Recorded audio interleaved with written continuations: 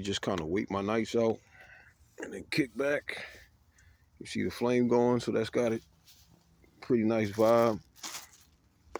We got some other stuff in here we could use. I don't really do Kraft mac and cheese, but I got some potatoes. I got black beans. Got a little head of cabbage in here. I think I'm gonna throw that one out. So that's going over there. Potatoes. I think I'm gonna throw those out there. But we got the rice. Some more little canned goods and things like that. I got a bunch of little stuff over there in storage, like I showed you before. But generally, these things are like these are essentials, you know. So these are things that you will pretty much need. Like my mother would say, staples. Things that you can pretty much use on the long term to just make a pretty good meal that'll last you a long time. And you can stretch it out. But for the most part, man, this is how I spend my nights. Might get a little smoky in here. I just gotta ventilate it a little bit, crack these windows. Up here, I just zip those down. Get a little air supply, a little ventilation going. Kerosene does burn pretty hard. And it's actually a really good flame, y'all. It's warming up already. But these are the things that I'm trying to tell you. Like, I got my utensils, my work equipment, my clean clothes, my back, everything in my backpack. I got some clean clothes also at the base over here that I, use some extra socks and things like that. That's one thing about being out here, y'all. You gotta have socks. What I'm wearing right now, these are some Bluebirds. These are pretty cheap boots, but they're called Bluebirds, right? Snow boots generally, but they have insulation on the inside of them, like fur insulation. So you get yourself some warm boots, some warm shoes, something that's gonna keep you,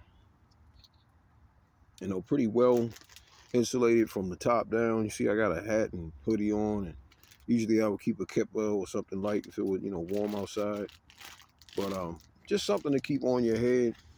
Then I have snacks and things like that that I usually, chip away at. But you don't want to fill up on a bunch of snacks and stuff. You need real food.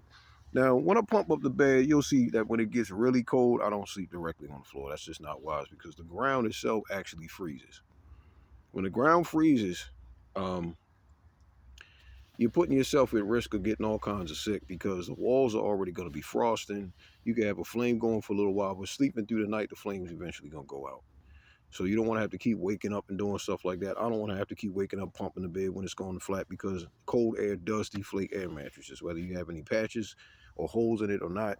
Eventually it wears the fabric down, it hardens the fabric, and it actually makes it the more you sleep on these seams, it presses up against them and it pops the seams because they're frozen, and it hardens the material. So essentially what you will want to do, like what I have is a pad underneath of this,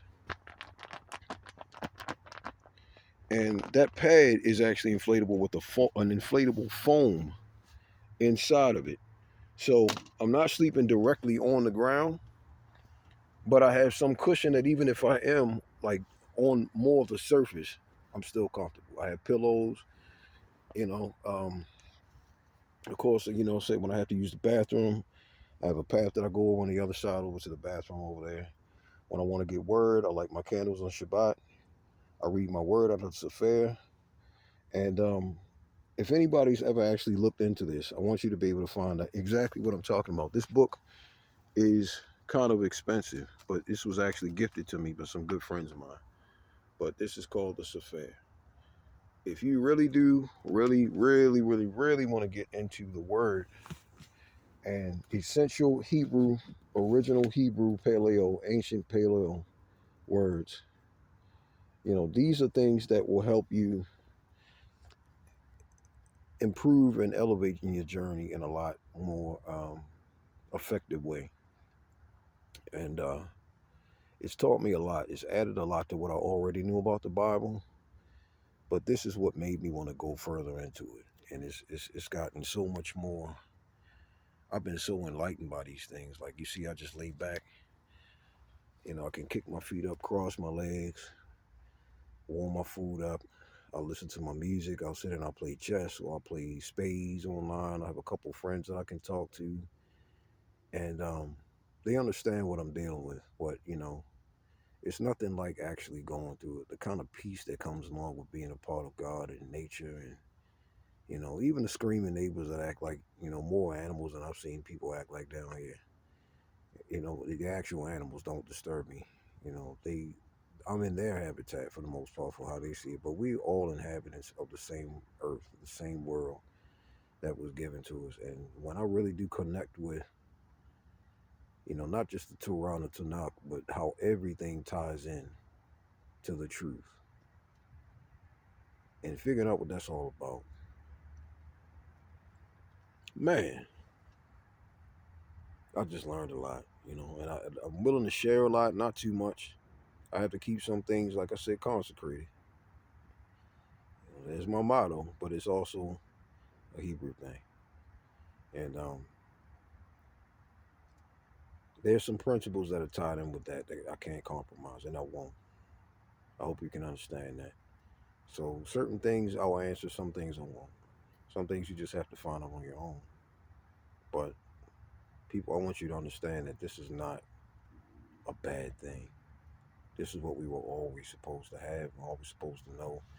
This industrialized, commercialized, capitalistic, you know, establishment-based world that we've come to know now, it's got us thinking not just like robots, but being extracted by robots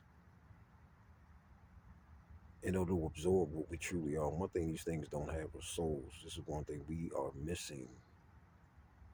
We're missing this, man. Like, I actually feel great when I'm out here. And you say, people, I mean, don't get me wrong. I had places where I would call, certain parts of it my man cave, but then I looked at it like it's not really a man cave if I'm still paying rent for it. If I'm still, if I got to pay for it, it's not really a man cave. Until you lived in a cave or until you made your own out here in space, what doesn't cost you a thing but time. None of that stuff mean anything, y'all. But I hope you got something from it. I hope it, brings some light to your world and inspire you a little bit. But at the same time, I could use a little support every once in a while. I do have some things that I want to be able to do to stretch this thing out and bring some actual at-home experiences to this, but we got to incorporate nature now more because it actually incorporates more supernatural things in us when we start reaching back into our core roots and what we were always meant to be, just as men and women, just as human beings that were meant to be so much more than just jobbers and bots to society that don't do anything but use us to make them rich. And even if you are rich, you know, the eye of a needle is still very much a real thing in Israel. It's a type of tunnel that you can't go through with all your stuff. It's not just a metaphor. In order for you to get through it, you got to you got to take your stuff off your camel and go through it with you and your camel. That's it. And if you try to bring all your stuff, you're not going to fit. It's easier to get, it's easier to get through the eye of a needle than to get a rich man into heaven. So getting rich isn't really my thing. Even though I do kind of think on that level, I do have very much a corporate mind because of my background, and I gave a lot of that up in order to be able to have some real peace in life that doesn't incorporate any of that stuff. Because you don't need you don't need to have a corporation. Even though I do have in corporate papers, I do have an LLC and some things, but this is a lifestyle that I've missed all my life, and I'm 40 now. I just turned 40 in December. Yeah, by nature, I'm an earth sign. I'm not getting into all the horoscopic stuff. Yeah, we got to get into all that. But me coming to realize my actual element here makes me feel way more at home than I've ever been. And I hope it does something for you guys too. So get out, get a tent, live in it, see what it's like.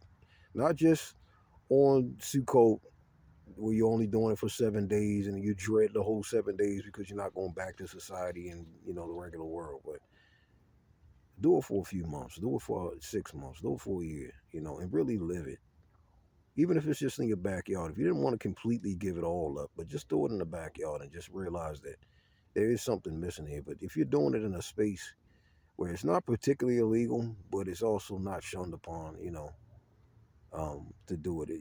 It's where I'm at right now is pretty much right on the city-county line. Um, there, nobody really knows how to call the jurisdiction, so I haven't had anybody bother me. No police have been bothering me, or I see choppers come by all the time, but nobody's telling me to leave. I'm not bothering anybody. And some people may think they're bothering me, but they're not. For the most part, it feels great. And it feels met by God because I haven't been having anybody really disturb my peace like that while I'm in here. And